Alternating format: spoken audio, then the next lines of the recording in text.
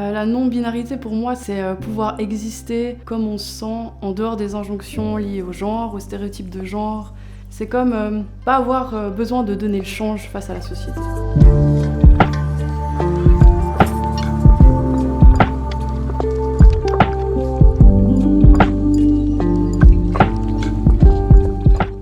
En fait, le moment où j'ai commencé à réfléchir par rapport à mon genre, c'est quand j'ai commencé en fait à en entendre parler sur les réseaux sociaux.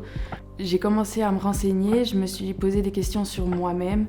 Je me retrouvais dans certains témoignages de personnes ou alors je cherchais des définitions de certains mots, je m'y retrouvais aussi. Je me disais pourquoi c'est comme ça, pourquoi est-ce que je me sens pas bien dans mon corps, est-ce que c'est parce que j'ai des complexes à certains endroits ou est-ce que c'est autre chose, est-ce que ça vient de plus loin? Je me rappelle que quand j'étais enfant, il m'arrivait d'être genrée au masculin et ça me plaisait énormément.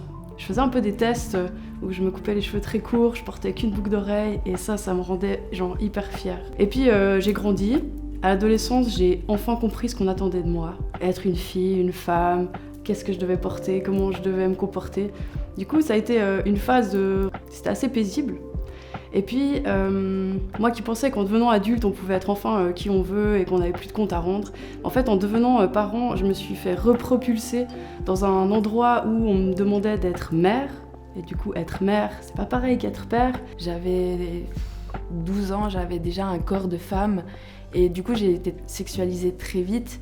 Donc j'ai toujours été dans cette idée de la société de la femme très féminine, il faut mettre des décolletés, il faut se maquiller, mettre des choses serrées, des robes, etc.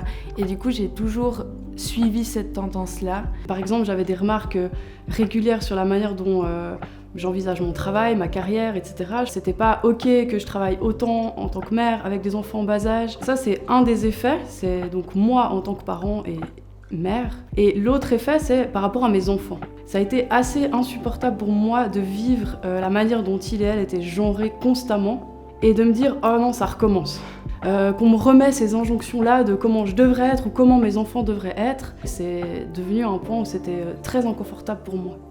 Dans les personnes non-binaires, on va vraiment retrouver de tout.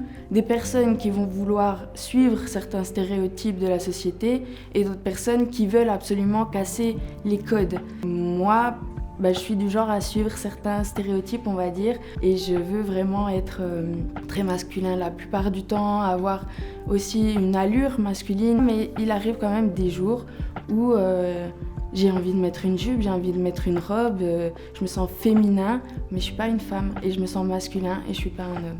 Je me rappelle une discussion que j'ai eue en printemps 2018 avec un ami, j'avais 33 ans. Cet ami m'a dit « je suis non-binaire ». C'est la première fois que j'entendais ce mot. Et elle m'a expliqué ce que ça voulait dire et comment ça se passait aussi dans son vécu. Je crois que je me suis dit pour la première fois que j'existais. Je ne vais pas dire que je souffrais particulièrement de ce que je vivais, c'était comme habituel pour moi de toujours tomber à côté, de jamais être comme il faut. Et là, enfin, ce mot-là, c'est ok, tu peux être toi-même, et il y a même un mot qui existe pour le dire. Enfin, je découvrais un monde où je pouvais m'habiller comme je voulais, sans que ça veuille dire forcément ça ou ça, sans que je mette une jupe et ça veut dire je suis une fille, je veux sortir avec des hommes, etc. Je voulais vraiment en fait me détacher de tous ces symboles de la féminité qu'on attribue aux femmes sans vraiment leur poser la question au final. Il y a autant de genres de non-binarité qu'il y a de personnes non-binaires. Personne va se ressembler, en fait tout le monde est soi-même, donc être soi-même c'est être différent des autres.